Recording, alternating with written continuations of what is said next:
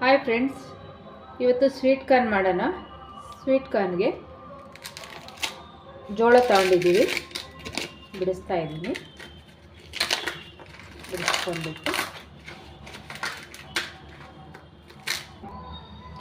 ಸಿಪ್ಪೆ ಬಿಡಿಸಿ ಇಟ್ಕೊಂಡಿದ್ದೀನಿ. ಈಗ ಇದನ್ನು ಸುಲ್ಕೊಳ್ಳೋಣ. ಕಟ್ ಮಾಡಿಕೊಂಡು ಎರಡು ಪಾರ್ಟ್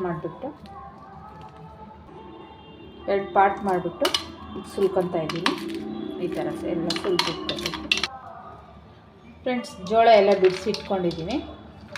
ಈಗ ಬೇಯಿಸ್ಕೊಬೇಕು. ಫ್ರೆಂಡ್ಸ್, ಬೇಯಿಸ್ಕೊಳ್ಳೋಕ್ಕೆ ಕೆಟನ್ಗೆ ಹಾಕ್ಕೊತಾ ಇದ್ದೀನಿ.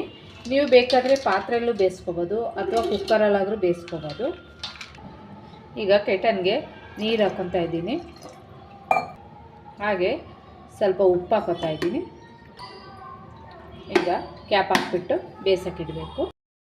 ಈಗ ಬೇಯಿಸಿದ್ದೀವಿ. ಜೋಳನ ಸೋಸಿ ಇಟ್ಕೊಂಡಿದ್ದೀವಿ. ಈ ಥರ ಬೆಂದಿರಬೇಕು.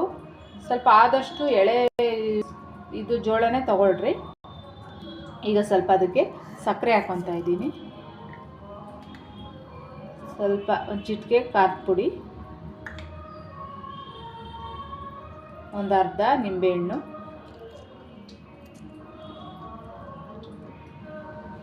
ಒಂದು ಸ್ವಲ್ಪ ಬೆಣ್ಣೆ ಹಾಕ್ಕೊತಾ ಇದ್ದೀನಿ. ಎಲ್ಲ ಹಾಕಿ ಮಿಕ್ಸ್ ಮಾಡ್ತೀನಿ. ಒಂದು ಚಿಟಿಕೆ ಉಪ್ಪು ಹಾಕ್ಕೊಬೇಕು. ಫ್ರೆಂಡ್ಸ್, ರುಚಿಕರವಾದ ಸ್ವೀಟ್ ಕಾರ್ನು ರೆಡಿಯಾಗಿದೆ. ಇದು ಡೆಕೋರೇಟ್ ಮಾಡ್ಕೊಂಡಿದ್ದೀನಿ. ಅದೇ ಎಲೆಯಲ್ಲಿ, ಜೋಳದ ಎಲೆಯಲ್ಲೇ ಮಾಡ್ಕೊಂಡು ಇಟ್ಕೊಂಡಿದ್ದೀನಿ. ಮೇಲೆ ಒಂದು ಸ್ವಲ್ಪ ಸಕ್ಕರೆ ಹಾಕ್ತಾಯಿದ್ದೀನಿ.